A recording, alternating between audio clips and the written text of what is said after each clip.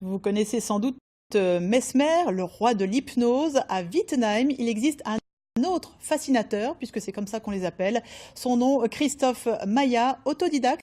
Ce boulanger-pâtissier devient à ses heures Narcos, l'hypnotiseur. Loïc Scheffer et Anna Strobel ont assisté à un de ses spectacles cet après-midi. Regardez.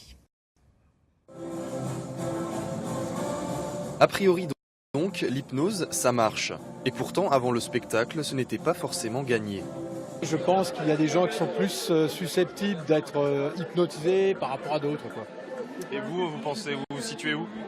Je pense que je suis impossible à hypnotiser. Vous y croyez ou pas? Moyennement. Je vous dirai ça dans 2 heures. Pour l'instant, je suis encore un peu sceptique.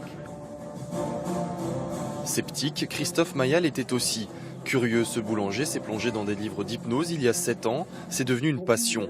Il reste amateur, mais maintenant il arrive à diriger comme des automates les personnes les plus réceptives. Je vais compter jusqu'à 3. À 3, vous allez vous redresser. C'est la course de votre vie. Et vous allez cramponner ce volant et vous serez sur le point de démarrer cette course. On tourne à droite.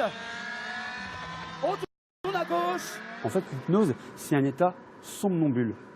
Les gens les plus réceptifs, généralement, sont les personnes qui arrivent à lâcher prise. Et moi, j'arrive à provoquer cet état par des techniques et à faire vivre des expériences au sujet qui évoluent sur une scène. Amusant, à la mode.